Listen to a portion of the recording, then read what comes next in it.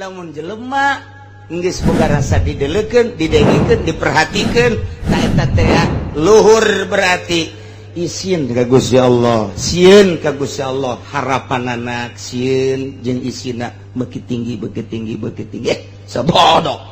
Aing mah dibenduk ku makhluk, masa pira makhluk, nu penting ulah dibenduk ku Gusti Allah, dipuji ku jelema mah lah, ku ari muji sore mah kadang-kadang ngabenduan. Teu aing mah hiji we Allah. Tah eta ngomong teh babari hayang datang ka dinya make tahapan-tahapan. Ulah tahapan aya nu nuduhkeun. Ceng ye wudu nu bagus mah kieu pikir ngaranna.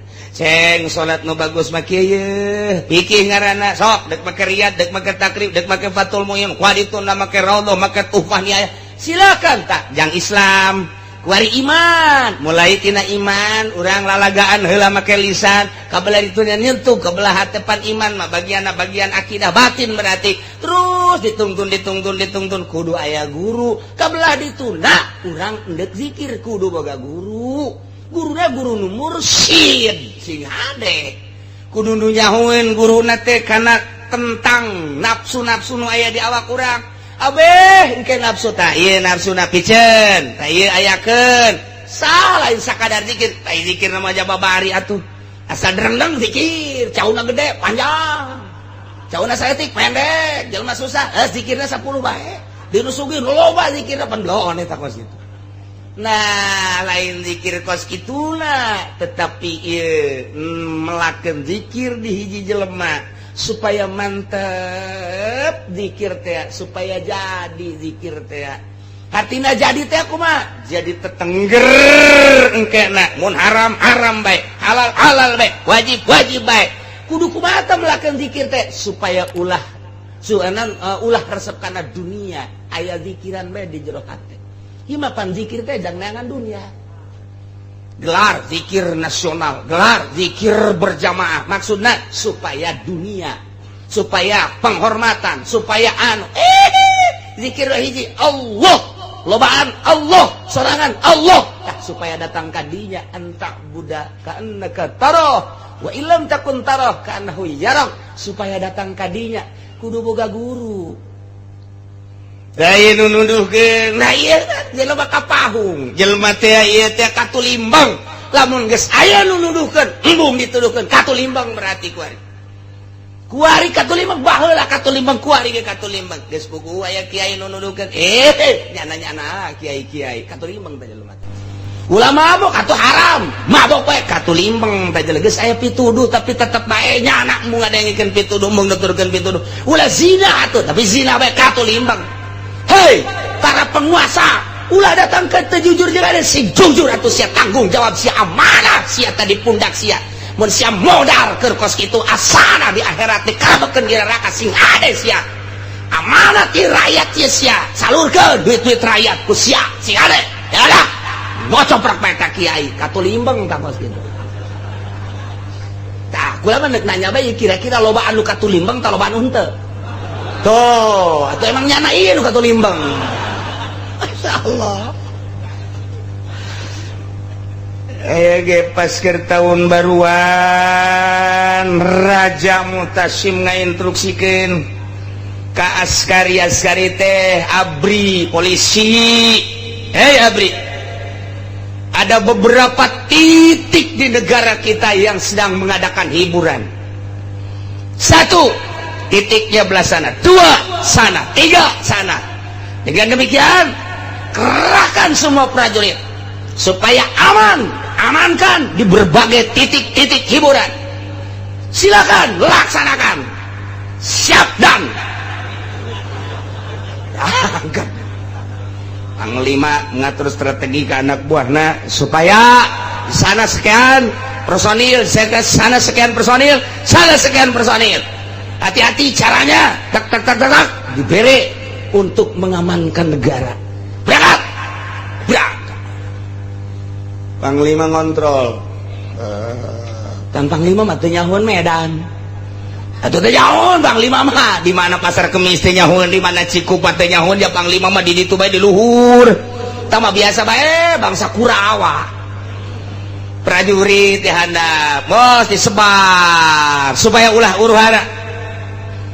Panglima ngontrol, begitu ngontrol nyanet teh nyaho di mana ieu nu sabenerna ngan aya bae sket jadi teh aya ta petunjuk jalan dena ka dieu oh iya hiji nu beladi kulantaran rasa ragu aya aki-aki di dinya teh ditanya Ki di mana tempat hiburan Ki tempat hiburan di mana ya Ki ikan tahun baruan Ki tempat hiburan mata pengkolan didinya aya imah aki belah hareupna didinya aya ngeplak eta tempat hiburan didinya ya terima kasih Ki ya begitu sesuai jeung pituduh aki-aki pengkolan aya imahnya na kadi itu bener aya nu ngeplak sial kuburan ieu mah Panglima aing geus datang deui ka si Aki ngalojokeun aing teh nyaho aing panglima meureunana. Datang deui ka dinya, Ki. Ulan. Tempat hiburan di mana? Kan tadi geus dituduhkeun cenah. Pengkolan di dieu imah eta imah Aki, aya jalan ke belah dituna nu ngeplak eta tempat hiburan. Tama kuburan Ki. Eta. Tempat hiburan masa kuburan cakna etalah tempat hiburan nu paling indah nikmat lamun geus ka kuburan sangkilang di luhurna ge geus dimat komo ka handap ngaco si Aki manya kuburan tempat hiburan sakali deui Ki kula ieu adalah panglima keur ngatur strategi untuk keamanan geus dibagi sekian personil. Nah, kula ieu teh nyaho ye jejak arahna ye ka mana ye tempat hiburan cabat di daerah dia. Eta tempat hiburan ulah macam-macam Ki kayak ditampilin. Kugu eta baplok. Alhamdulillah cak si Aki. Emang karak ditampilin alhamdulillah cak panglima. Kuat amat nih jelema ya kencak warisian. Tempat hiburan di mana? Eta di tiga. Tampilin deh kayak joger. Alhamdulillah. Di talian si Aki. Tapi di jero hatena mah ieu si jelema bener apa lain. Jeung ulama tak lain. Lamun kiai ieu asuh aing bahaya ceknya lain. Aya pikiran mah kos gitu aya. Polisi abri ka kiai mah aya bae sanajan galak ya tetep bae aya sebab dianggapna kiai mah deket ka Allah kecuali Kiai Golkar kalian gunyana diseret dibawa ke istana laporan Tuan Raja ya eta sa aki-aki jaga kena hudang begitu hudang Raja langsung nangkep cak panglima aing ya bahaya cium tangan Raja kiai wah bener baik silakan cek Tuan Raja buka tuh bener asana nasi baik mah ieu mah geus diturunkeun ka jero dibuka dihormat ku Tuan Raja didieukeunana di tempat tamu anu istimewa tempat tamu naon gitu penggede nyana di luar kieu nasib asana aing mah kumaha meureun aduh tapi panaing mah nu jelas mandek laporan bae ke Tuan Raja dan ge mangga Tuan Raja nyaho teh ieu henteu ieu Kiai Ibrahim bin Adham kiai di negara urang teh ieu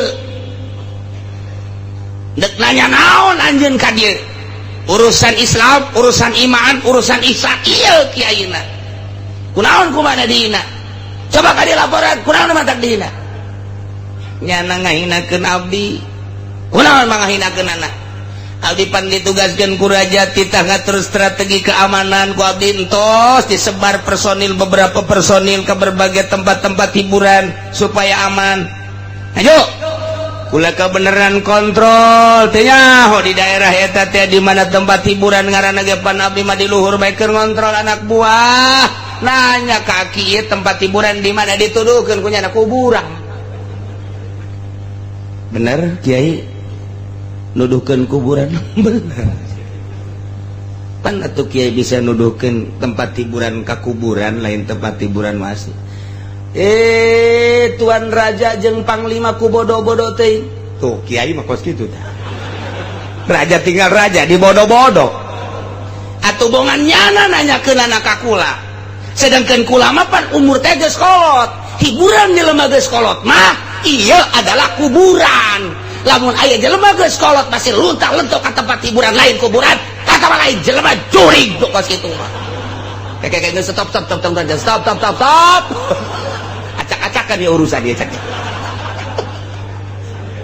Ibrahim bidadang bos nanya hiburan ke badak mara kanu teu nyaho kaler kidul jelema anu kasarung jelema katulimbang tanyakeun lamun jelema nanya ka jelema nu teu katulimbang pasti nanyakeun tempat hiburan kuburan tah Panglima ieu hiburanna geus kudu di kuburan raja hiburanna geus kudu di kuburan nyaos ya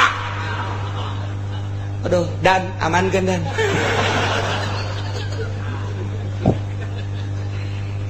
tapi asup ke jero hati Tuan Raja oh jadi jelema kolot bagus teu layak hiburan rarame hiburan nu kolot mah geus kudu ka kuburan hiburan teh geus macam-macam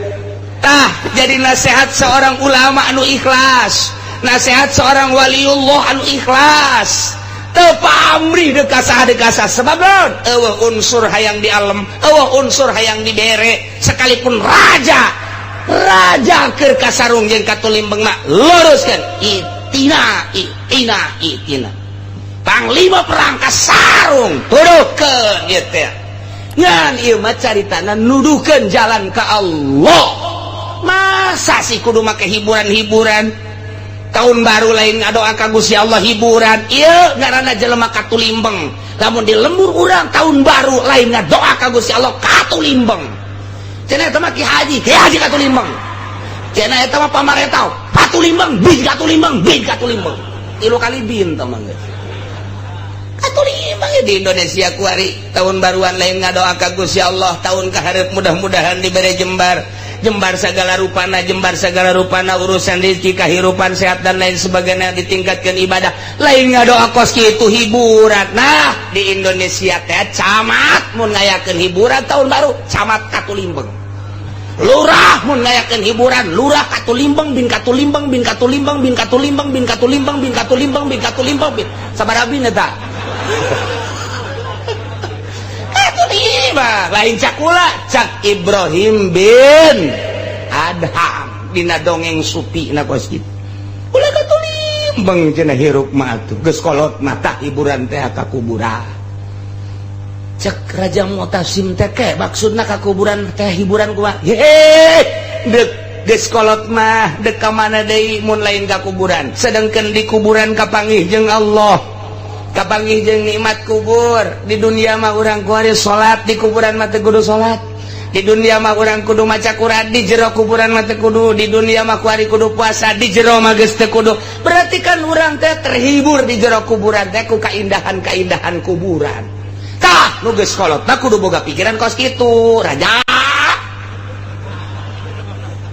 amankeun bahaya ieu mah ngamuk bahaya nu kos kitu cek Raja Mu'tasim Kiai geuslah ulah loba omong ku imah dibere bingkisan bae nya bahwa ka imah geus ulah loba omong hiburan mah hiburan atuh kami anu karolot di dieu geus teu kudu hiburan mama mah di itu di imah bae geus naon dieu bingkisan naon gede apa leutik itu kan pun gede leutik ya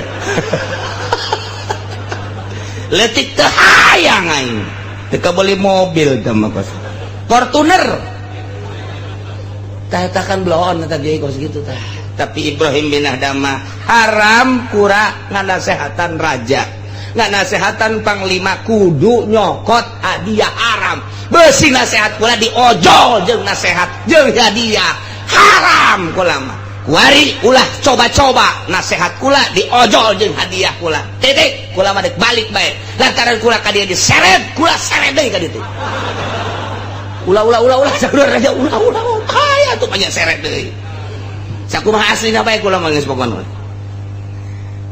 engke ieu mah nek dibawakeun kuda nu pangbagusna dianterkeun ka panglima sadiakeun kuda teh hayang lantaran ngahormat teh ku ari teh lain ti awal sebab ku ari mah geus nyaho bahwa ieu teh kudu dihormat ai kitu mah berarti rakyat teh rakyat lu teh dikayohkeun ku raja mah tilok dihormat raja blon wah malik deui bae ka aing mau dek kahormat dek nu wau dek tu wau ngaran-ngaran raja hormat tuh kos kitu mah ieu bageus kanyawan karak dihormat teu kanyawan teu dihormat atur rakyat nu sejen meureun bahaya gas sak raja geus sak raja tuh gara-gara sia si panglima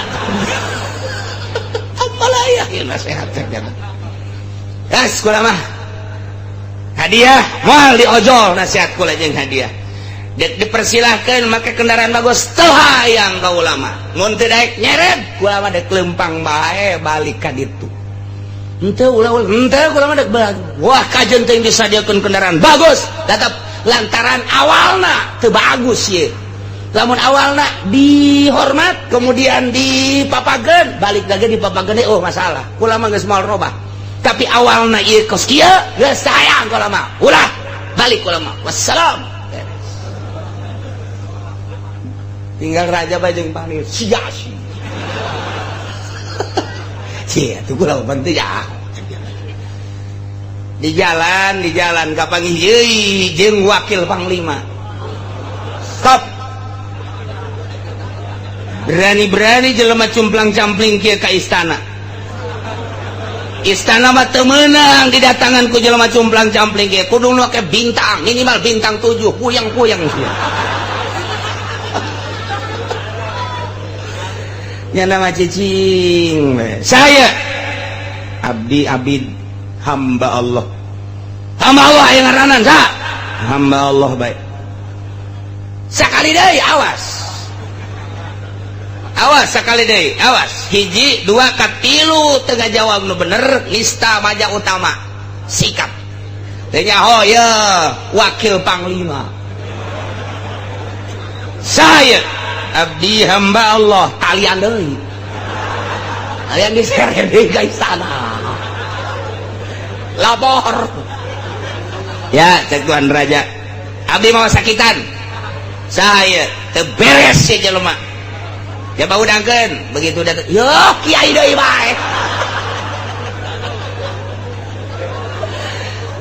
cak panglima sia ka wakil kunaon diseret eta emang kunaon balik ti dieu nang nyeret aing aduh cek mana aja ke aya perihal naon deui nangtung dio ke lapar coba lapar tah kunaon yen mantak diseret abdi menghormati tuan raja jeung istana sebab ieu keluar ti istana teu layak jelema kos kieu pasti ieu jelema edan wah ayo tetep kula untuk mengangkat martabat raja jeung istana demi bangsa jeung negara wah teu meunang sambarangan asup ka istana jelema cumplang-campling tapi tetep kula ditanya saha nyana ngomongna hamba Allah tanya kedua kali deui saha hamba Allah cak kula hamba Allah ge boga ngaran lamun teu ngabejakeun ngaran kukula diseret dibawa ka istana laporkeun ka tuan raja tetep caknyana hamba ieu kan merupakan penghinaan masa hamba Allah bae kiai cek tuan raja kunaon atuh teu ngabejakeun ngaran kok hamba Allah bae eueuh deui nu pangmulyana cek Ibrahim bin Adam ieu adalah pengakuan hanya hamba Allah justru kula mun ditanya na lain ku macem panglima mun ditanya na lain ku raja mun ditanya na lain ku wakil panglima kula ngaku kula ngaran Ibrahim bin Adam komo ditanya ku murid kula komo ditanya ku rakyat mah ditanya ku sasak kula ngaku Ibrahim bin Adam nu matak teu ngaku kula nyana ngomong tidak tahu kamu cai ini wakil panglima sombong amat untuk menghilangkan kesombongan pasti cekula diseret deui ka istana tah itik cek Ibrahim bin Adam raja ulah ngarasa jadi raja panglima ulah ngarasa jadi panglima kakarak jadi wakil RT saya wakilnya anda sombong jasa. Kamu tidak tahu saya wakil panglima? Mana etika Islam apa kudu kitu? Rakyat tadi urusan ngaku panglima, rakyat tadi urusan ngaku wakil panglima, rakyat tadi urusan ngaku raja. De kerajaan saha jurig tuh cak raja pan kieu deui bae blabe ieu mah ya lepaskan deui cek wakil hampuran tuan aja emang tadi geus di tes di dieu tadi sanu nyeret panglima tuh sia kan silih salahkeun panglima jeung wakil geus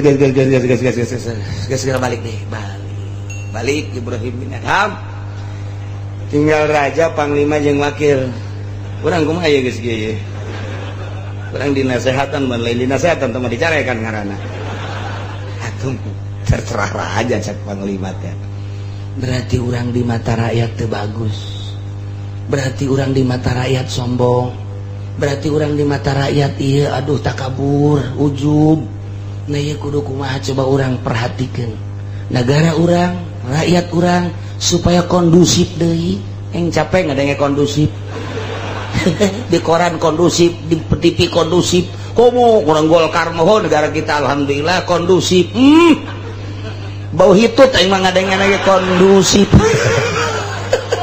insyaallah cenah Allah tadi kaler ja eueuh di kidul eueuh di wetan eueuh di kulon eueuh di luhur lain di handap lain di tengah lain di mana tuh di mana can dibere hidayah mah kitu bae ese bae can dibere hidayah urang ge ngarenung we can dibere hidayah mah ya aing mah ka pangeran kos kumaha arti da mun beureum mun hideung mun gede-gede sakumaha mun di luhur uncang-uncangna di mana kana kuntil anak atuh nu kos kitu mah teu ngaji mah kos kitu kabeh ge teu ngaji mah tah nu mantep urang ngaji ge supaya mantap iman urang ka Gusti Allah supaya istimewa iman urang ka Gusti Allah ngaji moal bisa atuh teu ngaji mah nyaritakeun pangeran ngaji henteu nyaritakeun hukum ngaji henteu atuh moal becus kajen kumaha ge ngaji saminggu sekali ngaji neangan tempat anu sikluk bari ngarokok di dinya ngopi memehna ngadahar uduk heula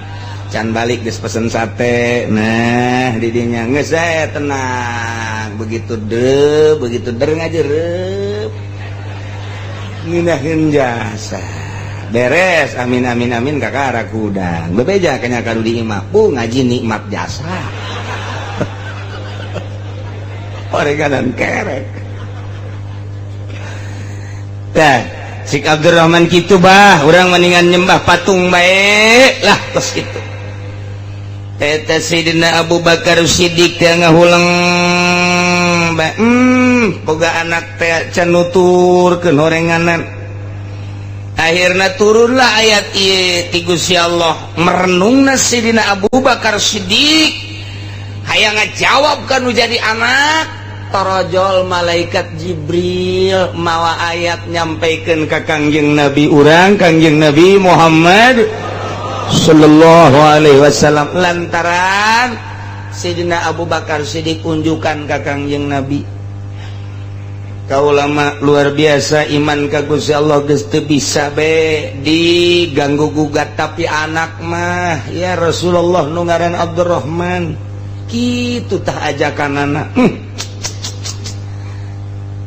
tarajal malaikat Jibril mawa ayat ieu qul anad'u min dunillahi ma la yanfa'una wa la yadurruna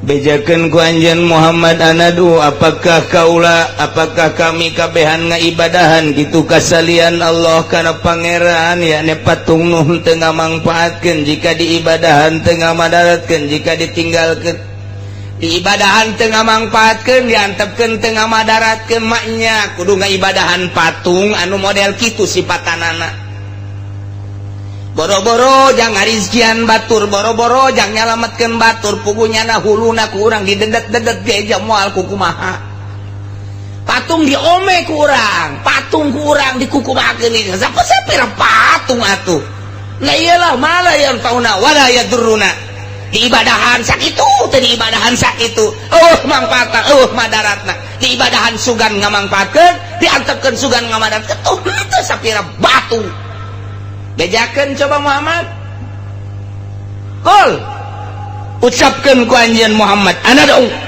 apakah kami kabehan ngaibadahan salian Allah bentukna patung nu teu ngamangpaatkeun jeung teu ngamadaratkeun wanuradu jeung apakah urang kabehan teh kitu dibalikeun deui ka tukang ka masa-masa jahiliyah dibalikeun ka musyrikin deui nu kuari geus urang boga petunjuk ti Gusti Allah ba'da iz hadanallah sabada Allah geus tuduhkeun ka urang kana Islam kuari kudu balik deui ka ditu yakeun manya kudu kos kitu ulah artina mah inkari eta mah percis kalladzi istahwatu syayatinu fil ardi hairon kos jelema anu disasarkeun ku setan di muka bumi ya hairon bingung teu nyaho arah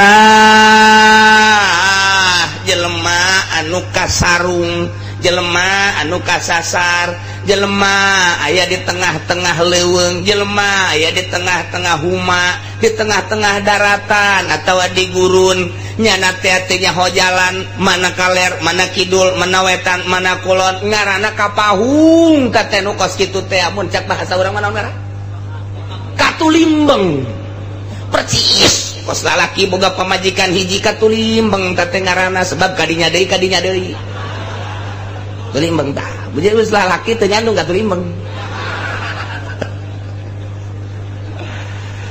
aduh teu nyaho jalan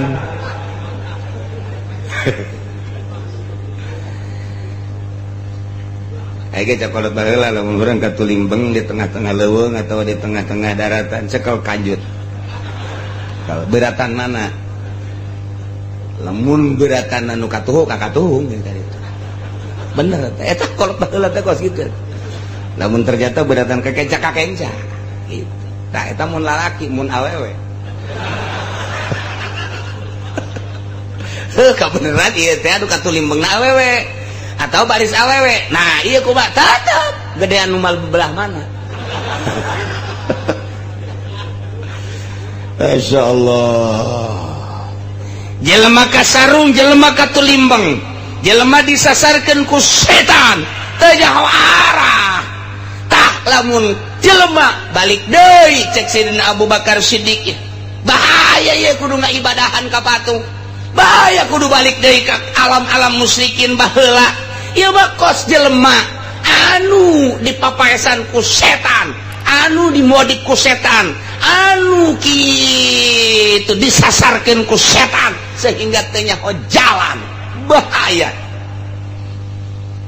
padahal mamanehanana boga babaturan lahu asabu yadaunahu ilal huda boga babaturan anu dudukeun kana pituduhnya na ngaromong babaturanana itina ye ka dieu ye jalan nu bener mah ka dieu ye jalan nu bener mah cek babaturanana hei ulah ka dinya salah tama jalan nu bener mah ka dieu tetep dibere jalan nu bener embung bae Zaid Aisyah deka mana neka Serang kasarang nek jalan ke mana tetep aing mah ka dieu mah karangkas ka ditunda atuh ka Sukabumi ya ka Serang mah ye ka dieu teh cat atawa jalan ka dieu mengkol kanan ka ditu salah tah mau datang ka Serang ieu mah ka ditu mah atuh karangkas betung ka ditu mah ye Aisyah kumaha tah mah aing bae pokona cak aing ka dieu ka Serang mah atuh datang ka hijrah ge moal datang bisa ka Lampung ge moal datang tah mah ka ditu ka dieu ka Sukabumi bener ka ditu ka Garut bisa ka ditu itina ka dieu cak babaturanna ieu nu bener mah ieu agama Islam ieu tetep nyana teu daekeun nuturkeun babaturan anu balalener da ieu jelema kapahung ngaranna kasarung katulimbeng teh Aisyah teh ieu kurang kikieun bae ieu lalakon hirup aing mah sakadar nuduhkeun bae ulah sok judi bae sia nu judi pertama motor beak judi kedua kali mobil ku sia digadekeun judi katilu kali ieu imah sertifikatna geus digadekeun geus bebeakan pan sia ieu aing mah ngabejana ulah sok judi sia lamun sakali di judi eleh mana nu digadekeun pamajikan. Emang pamajikan nu siapa nu bapana bego sia mangan hak pake doang. Eta kumaha teh geus dituduhkeun teh ulah sok judi bae sakata limbang tetep bae kadinya degan lah loba omong sia-sia aing aing sia kunaon mabok bae atuh kos eueuh deui inumeun bae. Ya Allah ya Rabbi sia teh kunaon bir malulu bir deui mensen deui tuh deuleu tuh hayang sakumaha kopi tuh sia tuh saember geus malana lah kos kitu mah teu happy. Waduh. Masyaallah. Dituduhkeun eta mah haram tambah minuman kos kitu mah geus paling kita ieu bae tuh Sprite atuh ieu bae ieu tah Fanta. Ai endek mah sia tah ulah make minuman kos alah tidak menghayal minuman kos kitu mah. Sayang ai dituduhkeun tah mah haram neraka. Galak geus neraka buah pamoyang sia bae. Teu bisa dituduhkeun tah eta ngaranna kapahung katulimbeng jelema. Katulimbeng dek kawin geus sarua bae sia dek kawin mana pemajikan sia cak bapana teh calon pemajikan itu bah masyaallah ceng abah makarunya ka aceng meunang ngadidik abah hartina wasilah disakolakeun ku abah dipasantrenkeun sia mudirun ye. Aduh, tak iya siang bandaya tadi didikan pasantren mudirun sia saeutik mah. Atuh milih pi pamajikan aja aing mah garila. Emang kurang gitu bah? Atuh masyaallah dadana kos pakaian bae. Ping-ping diumbar ka mamana. Aju bujal eta kadeuleuan gitu. Atuh abah ge resep sebenarnya mah. Abah da ondo-ondo.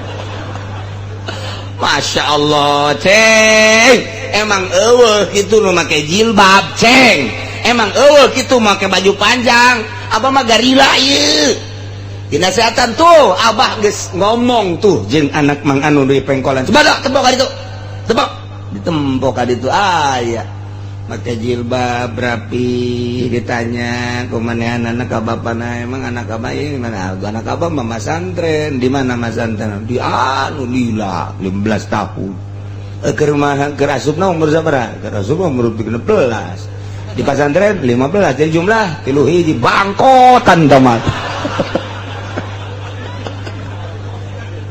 Aduh eta abah mah resep tah geus aya pendidikanna sia teu kudu heseng kena ngadidikna mandina geus bisa mandi head geus bisa mandi nipas geus bisa atuh kabelah dina salatna nya mah geus terbiasa maca Qur'anana rapi engke panjang sia keneh engke jangan ngadidik anak abah mah sakitu henteu bah geus bae pokona mah jakula nu neuk ngalakonan rumah tangga geus kumaha kula bae serahkeun ka kula abah nu ngabiayaan urusanna ka ditu kumaha kula pan blon eta kosu bener tah ngomong tugas abah mah ngabiayaan tetek geus kadituna kumaha kula jiblon meureun digantung sia ku aing.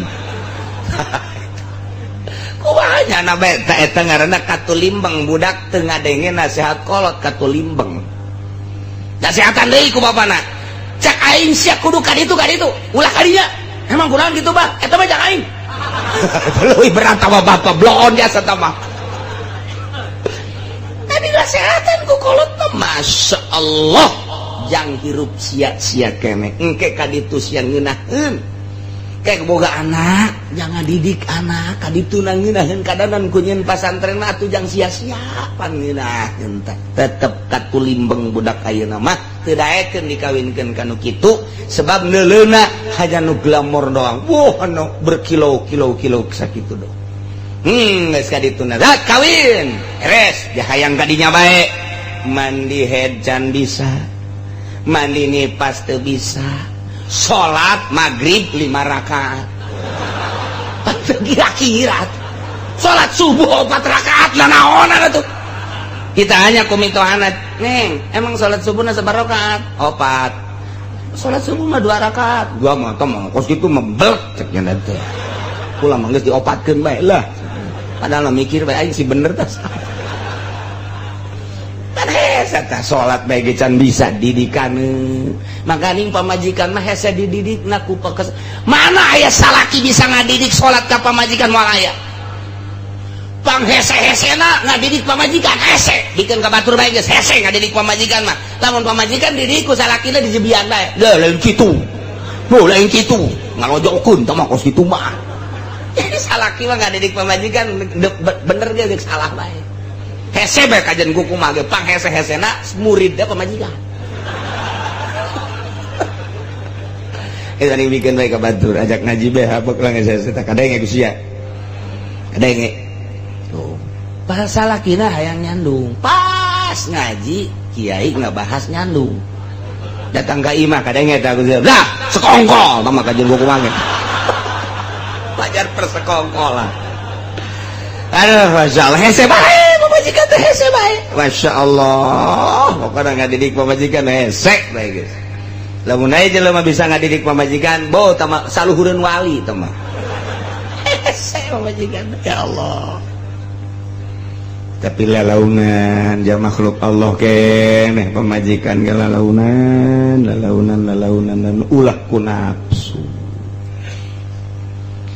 tah apakah kami kabehan ya kudu nyembah ka patung deui balik deui ka masa musyrikin ka masa kemusyrikan wah cek Sayyidina Abu Bakar khususna umumna seluruh moal mah iya kudu balik deui tah lamun aya jelema nyembah ka patung padahal geus aya hidayah Kangjeng Nabi teh nuduhkeun Islam diutus ku Gusti Allah kita dakwah nauhidkeun ka Gusti Allah mawa agama Islam geus aya pituduh mah nya atuh kudu balik deui ka ditu eta mah ngaranna katulimbang nu geus atuh mun kitu eueuh nu nuduhkeun ieu mah aya nu nuduhkeun tah eta jelema ge lahu ashabu yad'ulahu ilal huda aya nu nuduhkeun kana petunjuk teh tapi nyana teu daekeun nuturkeun petunjuk atuh moal datang-datang ka jeung kukumaha padahal geus diitina ge ka dieu nu bener mah Islam tetep bae nyana teu daekeun ngaijabah moal beres babacaan bae ge kudu aya guruna fikih kudu aya guruna tauhid ge sakomo tama tauhid mah urang lamun ngaji tauhid atuh teu aya guruna bakal bahaya hese maca bae di buku bakal cilaka pan teu dijelaskeun tauhid makan kudu dijelaskeun Allah aya sifatna Allah teh wujud hartina aya kasipatan ku kidam kasipatan ku bako kasipatan ku mukhalafah lil hawadis contohan coba kieu contona ieu ayana Allah teh aya dada melanana cukup tah jang nandakeun ayana Allah aya dada melana mustahil Allah lantaran aya dada melanana mustahil aya dada melana nu ngadamelna tah kos kitu tah ngaji ngaranna ngaji tauhid tahap awal ieu naon ieu cai teh cai kan sumuhun sifatna beureum kurang lamun diinum rada aya karasa tehan ieu naon kopi cai keneh cai ngan kuari mah cai kopi warnana hideung lamun diinum kurang pahit eta cai kopi teh warnana hideung mun diinum pahit mun lain pahit mun teu pahit lain kopi mun teu hideung lain kopi kanyawan tadina kopi bae ge ieu ge Gusti Allah ge sarua bae ieu teh Gusti Allah kasipatan kidam teh artina iheula nu miheulan kasipatan ku bako tetep panderi tungtungna mukhalafah lil hawadis kiamu binasi wadaniyat kudratirat ieu Allah ngadamel bumi tapak dadamelan Gusti Allah bumi ngaranna dalil aya dadamelanana berarti aya nu ngadamelna tah eta teh kos kitu teh tahap awal supaya karasa kabeladeuna Gusti Allah teh kumaha naik urang tauhidna sok make tahapan kedua naik tauhidna make tahapan katilu puncakna make hikam tah kos kitu ngaji tauhid teh supaya urang karasa lantaran Kangjeng Nabi teh kan tilu dakwah teh hiji Islam dua iman nomor katilu ihsan iman geus jelas Islam kitabna geus jelas tumpuk ihsan ma anta budallah ka annaka tarah wa illam takun tarah ka annahu yara berarti boga rasa dideleukeun tah supaya boga rasa di lain eta bae rasa dideleken, rasa didengeken, rasa digerakkan, rasa diperhatikan. Eta mangan sakadar contoh doang, anta budallah kana kataroh wa ilam takun taroh kana huyar. Eta mah hiji kaditu nama asa didengeken, asa dideleken, asa diperhatikan, asa diintip bae ku Gusti Allah. Perasaan-perasaan eta asa dirizkian ku Gusti Allah. Boga rasa eta letah ihsan ngaranna hayang datang kadinya. Kudu Islam narapi, iman narapi, naik kakarat. Moal daekeun jelema nu geus ihsan mah nonton TV moal. Moal daekeun nya kieu bae nu boga rasa Allah naleukeun aing ye. Allah naleukeun aing, bu aing didaleukeun ku Allah. Aju aing didaleukeun ku Allah keur nonton TV cak Allah pan teu bagus tah nonton TV berarti aing dibendu ku Gusti Allah. Atuh aya kitu mah aing meureun suruh neraka. Lah kajenna keuna jadi suruh neraka lah. Laon pan eta moal dae lamun jelema geus boga rasa dideleukeun, didengikeun, diperhatikeun ta eta teh luhur berarti isin ka Gusti Allah, sieun ka Gusti Allah, harapanana sieun jeung isina beuki tinggi sabodo.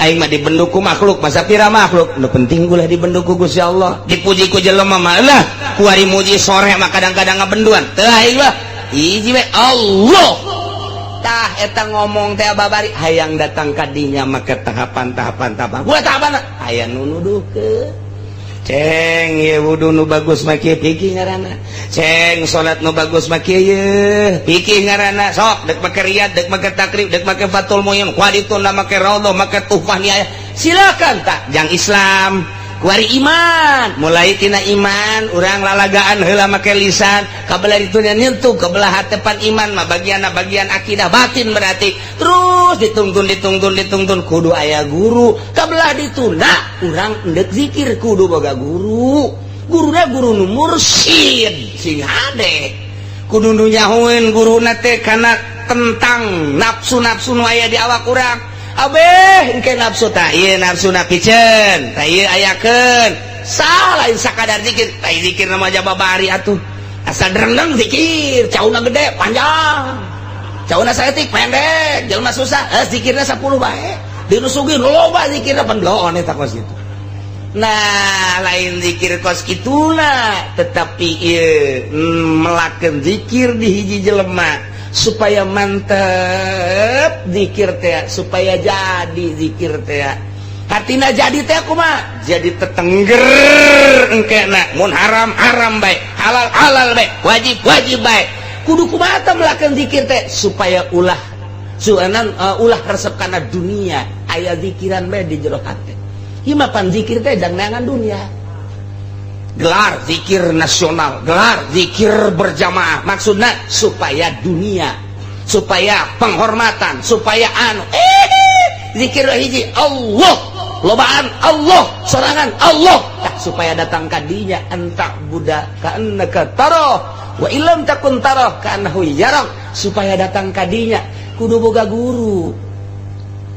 Daya nunuduhkeun nah ieu jelema kapahung jelema teh ieu teh katulimbang lamun geus aya nunuduhkeun embung dituduhkeun katulimbang berarti kuari katulimbang baheula katulimbang kuari ge katulimbang geus puguh aya kiai nunuduhkeun nyana kiai katulimbang teh jelema teh katulimbang teh jelema teh ulah ngridit doh ulah ngridit wae teh ngridit mah kuari mah katulimbang teh jelema ulah ada deposito sia teh mah aya anakan jati baheula ge duit mah tilok anakan nu anakan mah bebek sia kunaon teh alah geus sarang esek kuari usaha mah katulimbang teh mah nu kos kitu ngaranna ulah mabok atuh haram mabok bae katulimbang teh geus aya pituduh tapi tetep bae nya anak mu ngadengikeun pituduh mung nuturkeun pituduh ulah zina atuh tapi zina bae katulimbang hei para penguasa ulah datang ke tejujur jeung ada si jujur atuh sia tanggung jawab sia amanah sia tadi pundak sia mun sia modal keur kos kitu asana di akhirat dikabekeun di neraka sing ade sia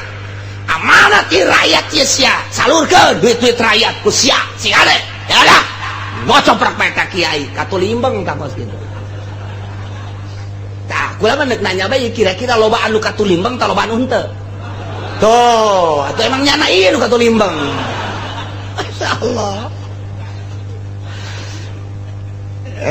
pas ke tahun baruan Raja Mutasim ngainstruksikan ka askari teh abri polisi abri ada beberapa titik di negara kita yang sedang mengadakan hiburan.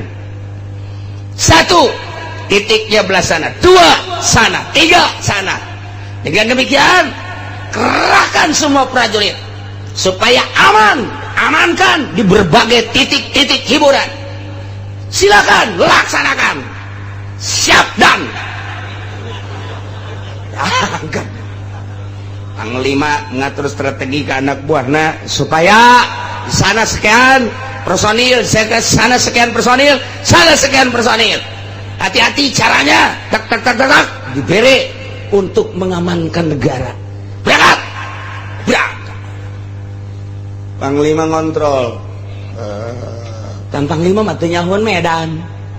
Atuh teh nyahoan Panglima mah di mana Pasar Kemis teh nyahoan, di mana Cikupa teh nyahoan, ya Panglima mah di ditu bae di luhur. Tah mah biasa bae bangsa Kurawa. Prajurit dihandap, bos disebar supaya ulah uruhana. Panglima ngontrol, begitu ngontrol nyana teu nyaho di mana ieu nu sabenerna ngan aya bae sket jadi teh aya ta petunjuk jalan denah kadi oh iya izin beladi kulantaran rasa ragu aya aki-aki di dinya teh ditanya, Ki di mana tempat hiburan Ki? Tempat hiburan di mana ya Ki? Ikan tahun baruan Ki? Tempat hiburan mata pengkolan didinya ayah imah aki belah harapna didinya ayah ngeplak eta tempat hiburan didinya. Ya terima kasih Ki. Ya begitu sesuai jeung petuduh aki-aki pengkolan ayah imahnya na kadi itu bener aya nu ngeplak sial kuburan ieu mah. Panglima aing geus datang deui kasih aki ngalojokeun aing teh nyaho aing panglima meureunana. Datang deui ka dinya Ki. Bulan tempat hiburan di mana? Kan tadi geus dituduhkeun cekana. Penggolan di dieu imah eta imah aki aya jalan ka belah dituna nu ngeplak eta tempat hiburan. Tama kuburan Ki. Eta. Tempat hiburan masa kuburan. Cakna etalah tempat hiburan nu paling indah. Nikmat lamun geus ka kuburan, sangkilang di luhurna ge geus dimat komo ka handap. Ngaco si Aki. Manya kuburan tempat hiburan. Sakali deui Ki. Kula ieu adalah panglima keur ngatur strategi untuk keamanan geus dibagi sekian personil. Nah kula ieu teu nyaho ieu jejak arahna ieu ka mana ieu tempat hiburan cabat di daerah dia eta tempat hiburan ulah macam-macam Ki kayak ditampilin kugu eta baplok. Alhamdulillah cak si Aki makarak ditampilin alhamdulillah cak panglima kuat amat nih budel mah kencak warisian. Ki, tempat hiburan di mana? Eta di tiga. Tampilin deh kayak joger. Alhamdulillah. Di talian si Aki. Tapi di jero hatena mah ieu sih jelema bener apa lain. Jeung ulama tak lain. Lamun kiai ieu asuh aing bahaya ceknya lain. Aya pikiran mah kos kitu aya. Polisi abri ka kiai mah aya bae sanajan galak ya tetep bae aya. Sebab dianggapna kiai mah deket ke Allah kecuali Kiai Golkar. Kalian gunyana diseret dibawa ke istana. Laporan Tuan Raja. Ya. Eta sa aki-aki. Jaga kena hudang. Begitu hudang, raja langsung nangkep. Wah. Cak panglima aing ya bahaya itu. Cium tangan raja. Oh kiai wah bener baik. Silakan aing silakan. Cek Tuan Raja buka. Tuh bener. Asana nasib aing mah ieu mah diturunkeun ka jero. Dibuka. dihormat ku Tuan Raja, didiukeunana di tempat tamu anu istimewa. Wah, tempat tamu naon gitu penggede nyana di luar ge. Nasib. Asana aing mah kumaha meureun. Aduh, tapi panaing mah nu jelas mandek laporan bae ke Tuan Raja. Dan ya mangga Tuan Raja. Nyaon teh ieu? Henteu. Ieu Kiai Ibrahim bin Adham. Kiai di negara urang teh ieu. Dek nanya naon anjeun ka dieu? Urusan Islam, urusan iman, urusan ihsan ieu kiaina. Kunaon kumaha dina? Coba ka laporan, kunaon matak dina? Nyana ngahinakeun abdi. Kunaon mah ngahinakeunana? Abdi pan ditugaskeun ku raja titah ngatur strategi keamanan ku abdi entos disebar beberapa personil ke berbagai tempat-tempat hiburan supaya aman. Ayo, kula kebeneran kontrol teh nyaho di daerah eta teh di mana tempat hiburan ngaranna ge pan abdi mah di luhur bae keur ngontrol anak buah. Nanya kaki ieu tempat hiburan di mana dituduhkeun ku nyana kuburan. Bener Kiai? Nuduhkeun kuburan bener. Pan atuh Kiai bisa nuduhkeun tempat hiburan ka kuburan lain tempat hiburan masih. Tuan Raja jeung Panglima ku bodo-bodo teh. Tuh Kiai mah kos kitu tah. Raja tinggal raja di bodo-bodo. Atuh bongan nyana nanyakeunana ka kula. Sedangkan kula mah pan umur teh geus kolot. Hiburan jelema geus kolot mah ieu adalah kuburan. Lamun aya jelema geus kolot masih luntang-lentok ka tempat hiburan lain kuburan, kata lain jelema jurig tuh kos kitu mah. Kayak stop. Acak-acakan dia urusan dia cak. Ibrahim bin Adham Bos. Aya nanya hiburan ka budak ngora. Kanu teu nyaho kaler kidul, jelema anu kasarung, jelema katulimbang tanyakeun. Lamun jelema nanya ka jelema nu teu katulimbang pasti nanyakan tempat hiburan kuburan. Panglima iya hiburan geus kudu di kuburan, raja hiburan geus kudu di kuburan. Nyaos ya. Aduh, dan amankan dan.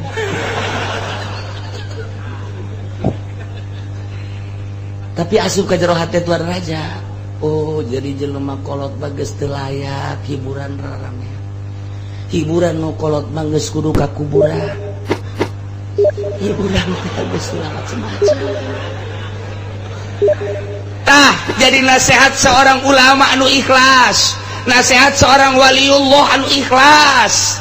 Teu pamrih dekasah sebab naon? Eueuh unsur hayang di alam, eueuh unsur hayang dibere, sekalipun raja keur kasarung jeung katulimbeng mah luruskeun itina. Panglima perang kasarung tuduhkeun ieu teh. Ngan ieu mah caritana nuduhkeun jalan ka Allah. Masa sih kudu make hiburan-hiburan? Tahun baru lain ngadoa ka Gusti Allah hiburan. Ieu ngaranna jelema katulimbeng. Lamun di lembur urang tahun baru lain ngadoa ka Gusti Allah katulimbeng. Cenah eta mah Ki Haji katulimbeng. Cenah eta mah pamarentah katulimbeng, bin katulimbeng. 3 kali bin tah mah geus. Katulimbeng di Indonesia kuari tahun baruan lain ngadoa ka Gusti Allah tahun kaharep mudah-mudahan dibere jembar segala rupana urusan rezeki kahirupan sehat dan lain sebagainya ditingkatkan ibadah lain ngadoa kos kitu hiburan. Nah di Indonesia teh camat mun ngayakeun hiburan tahun baru camat katulimbeng, lurah mun ngayakeun hiburan lurah katulimbeng bin sabaraha bin eta katulimbeng lain cakula cak Ibrahim bin Adham dina dongeng supi na kos kitu ulah katulimbeng cenah hirup mah atuh geus kolot mata hiburan teh ka kuburan. Cek Raja Mu'tasim teh ke maksudna ka kuburan teh hiburan kumaha dek geus kolot mah dek ka mana deui mun lain ka kuburan sedangkeun di kuburan kapanggih jeung Allah kapanggih jeung nikmat kubur. Di dunia mah urang kuari salat di kuburan mah teu kudu salat di dunia mah urang kudu maca Quran, di jero kuburan mah teu kudu, di dunia mah kuari kudu puasa, di jero mah geus teu kudu. Berarti kan urang teh terhibur di jero kuburan teh ku kaindahan-kaindahan kuburan. Tah nu geus kolot tah kudu boga pikiran kos kitu, raja. Amankeun. Bahaya ieu mah. Ngamuk bahaya nu kos kitu.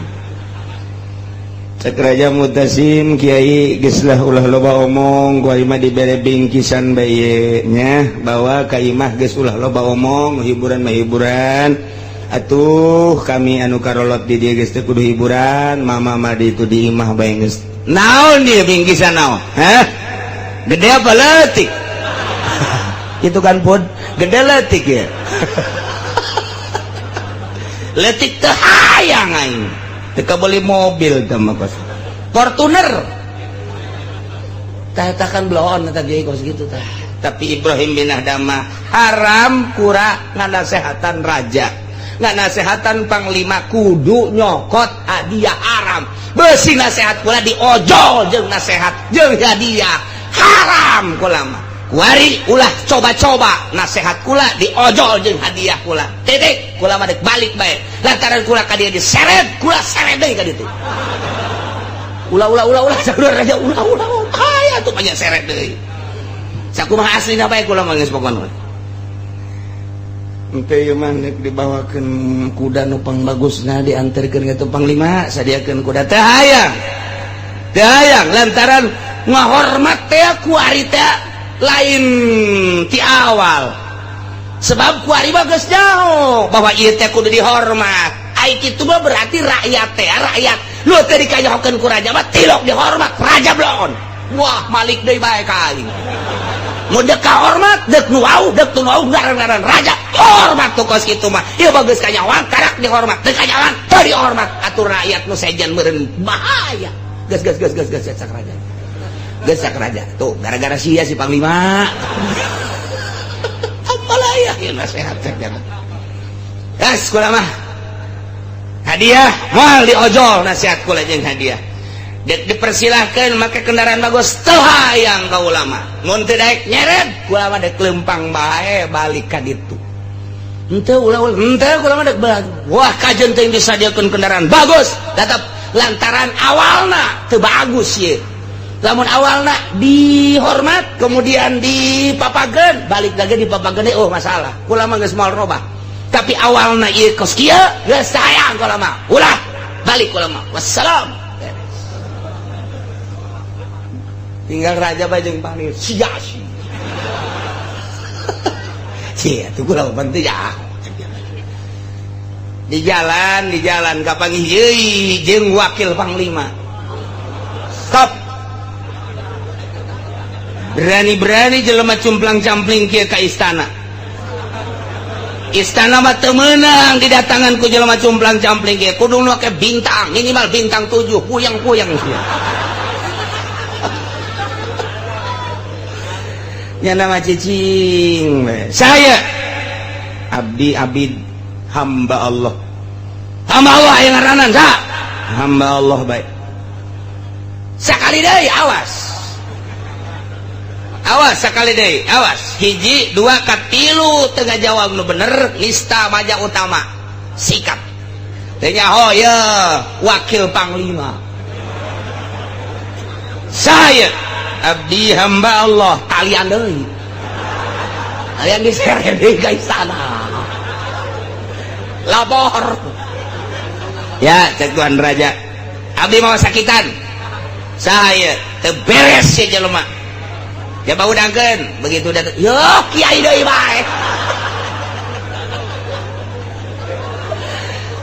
cak panglima sia ka wakil kunaon diseret eta emang kunaon kagak balik ti dieu nang nyeret aing aduh cek lan aja ke aya perihal naon deui nangtung dio ke lapar coba lapar tah kunaon yen mantak diseret abdi menghormati tuan raja jeung istana sebab ieu keluar ti istana teu layak jelema kos kieu pasti ieu jelema edan wah ayo tetep kula untuk mengangkat martabat raja jeung istana demi bangsa jeung negara. Wah,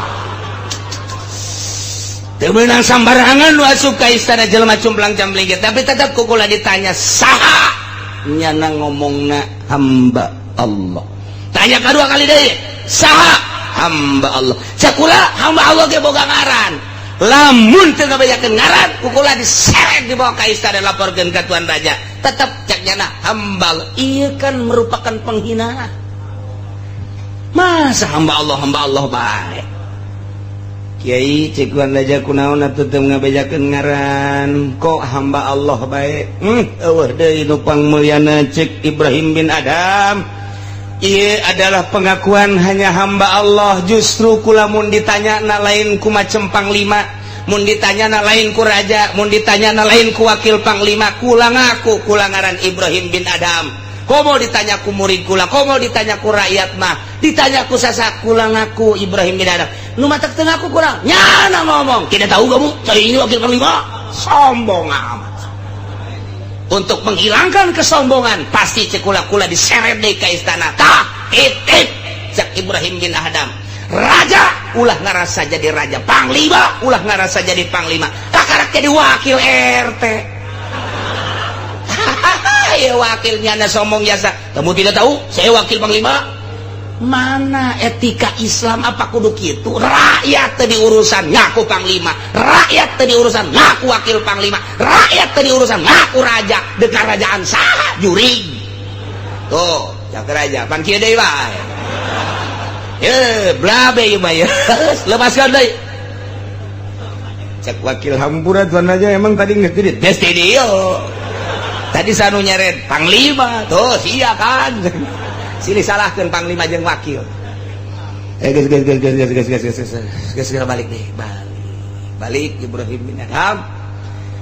Tinggal raja, panglima jeung wakil. Urang kumaha ya geus kieu. Urang dinasehatan mun lain dinasehatan teh mah dicarekan ngaranna. Atuh terserah raja cak panglima teh. Berarti urang di mata rakyat teu bagus. Berarti urang di mata rakyat sombong. Berarti orang di mata rakyat iya aduh takabur ujub. Nah iya kudu kumaha coba orang perhatikan negara orang, rakyat orang supaya kondusif deui. Yang capek ngadenge kondusif. Di koran kondusif, di TV kondusif. Komo orang Golkar moho negara kita alhamdulillah kondusif. Bau hitut aing mah ngadenge lagi kondusif. Insyaallah. Ayolah gara-gara tahun baru seperti eta instruksi Raja Mutasib.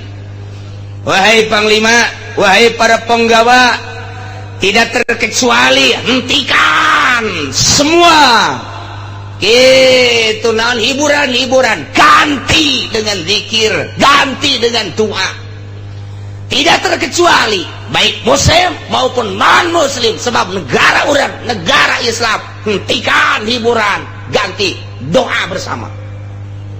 Kakarak, rakyat luar biasa menyambut instruksi raja. Udah mah ulah jauh presiden heulanan atuh bupati-bupati jangan milih ente pan.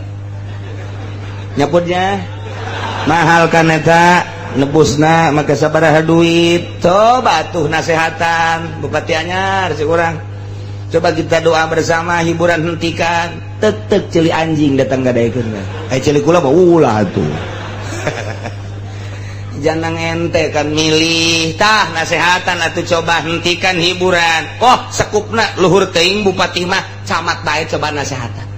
Cak camat kan di negara kita mah demokrasi, silakan bang semau-maunya aja.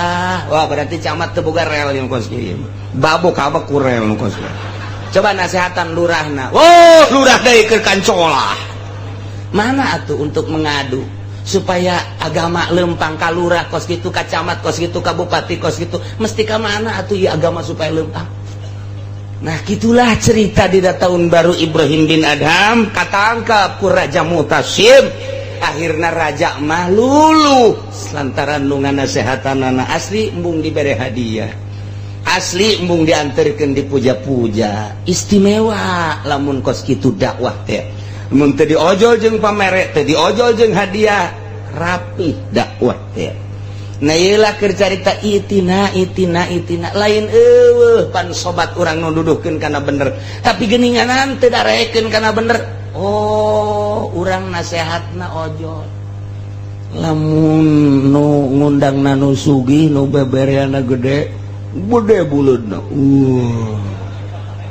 lamun anu ngundang ka daerah mana ye daerah anu mah lain maka dia mah keur ieu ge 200.000 na naonan beak tekor atuh aing tak mal narima deui dakwah naon teh kos kitu teh nah ieulah di negara urang teh brok teh geus tibibiti pedagang pemerintah nomor hiji pedagang petani brok ka kiai-kiaina brok kabeh tapi orang masih aya kesempatan ya Allah mah maha gopur narima soteh kapan kanu loba dosa urang sadar bahwa di diri urang loba salah loba dosa pemerintah sadar ku dosana pedagang sadar ku dosana petani sadar ku dosana karyawan sadar ku dosana kiai santri sadar ku dosana mantak naon urang mulai lembaran baru di tahun baru urang mulai lembaran baru dimimitian ku doa ka Gusti Allah supaya hirup urang di tahun ieu leuwih bagus tibatan tahun nu kamari mantak naon nami-nami hendeuk moal sia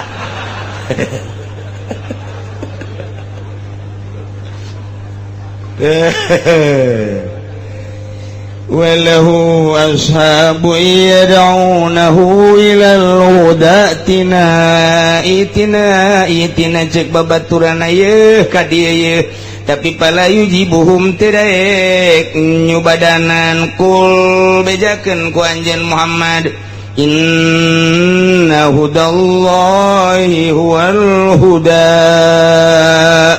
sanyana pituduh Allah yani agama Islam eta la pituduh anu bener wa madahu dhalalun salian Islam masasar di zaman Kangjeng Nabi urang kuari Kangjeng Nabi Muhammad ieu adalah huda nu asli mah wal huda adalah agama Islam Kristen dolal Yahudi dolal Protestan dolal Katolik dolal Konghucu dolal selain daripada Islam mah wal huda ialah Islam selain Islam dolal sasar salah urang mah alhamdulillahirabbil alamin wa umirna linuslima lirabbil alamin jeung diparentah urang kabehan supaya urang nurut pasrah ka Allah sebagai pangeran alam kabeh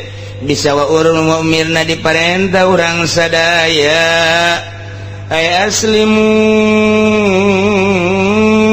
sing narurut marane kabeh salaladar marane kabeh pasrah li rabbil alamin nomor kahiji nomor kadua wa nakimu supaya akur dimodif linus lima ay aslimu kahiji nomor kadua bi annakimu sholah supaya ranjeun ngalaksanakeun salat wattaku jeung kudu sadarieun ranjeun kabeh ka Gusti Allah wa huwa allazi ilaihi tusharun Gusti Allah teh nu bakal ngumpulkeun ka urang kabehan ke bakal digiring ka mahsyar tempat kumpul dihijikeun maksudna lil hisab rek dihisab dirang bakal ditanya umur sabaraha urang dipake naon eta umur salia di dunia urang boga harta dikamanakeun eta harta urang salia di dunia nyokotna ngalana ngahasilkeun meunang ti mana digunakeun ka mana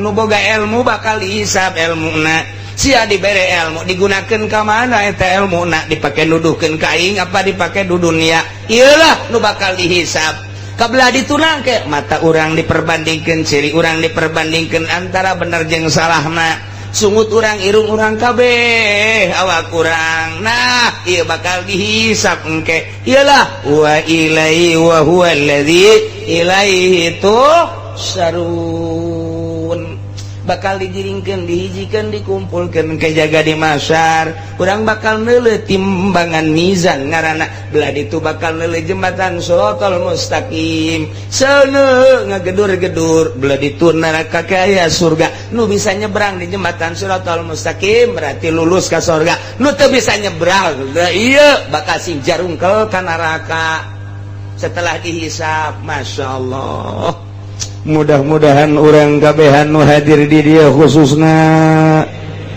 umum mama dulur-dulur orang muslimin wal muslimat, bapak orang, aki orang, keturunan orang, anak-anak orang jeung tetangga orang, mudah-mudahan dihampura sakabeh dosana,